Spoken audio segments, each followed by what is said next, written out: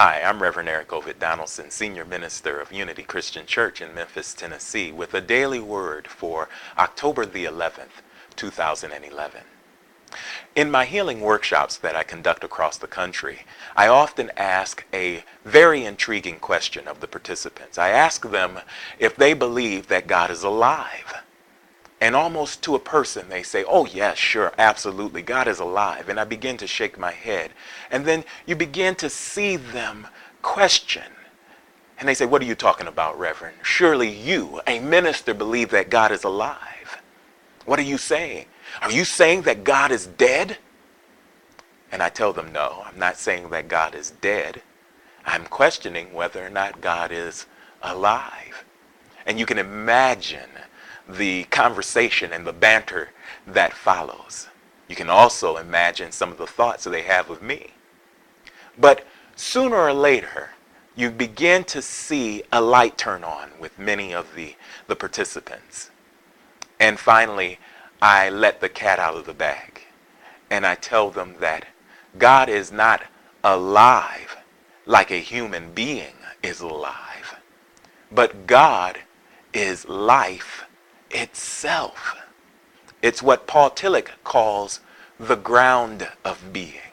It is the fountain. Life, or God as life, is the fountain from which the living springs forth.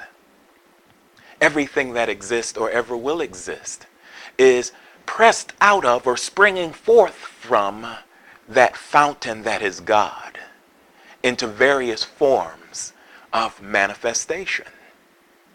And then people get it. The light goes off and they go, oh, I get it. So it's what the Apostle Paul meant when he said that we live, move, and have our being in God. And then another light comes off when they begin to understand that everything around us is exuding life. Even the inanimate objects have a purpose and are alive with God's substance. Even a rock vibrates at a very low vibration, but there it is.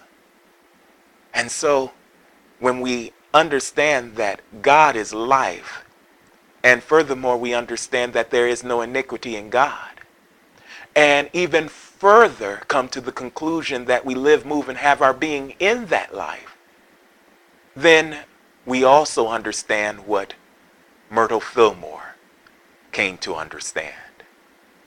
That we cannot inherit sickness. For God is my health. I can't be sick.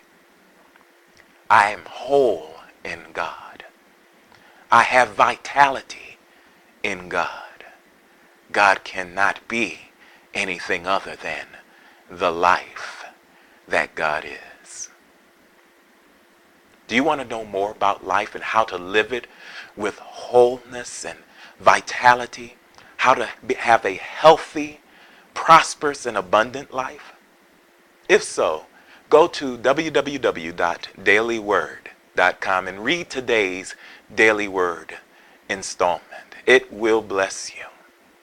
And while you're at it, go to www.unitychristianchurch.us. There's a link right there to the side of my image. Click on that link and subscribe to this commentary. You say you've already subscribed? Then fantastic.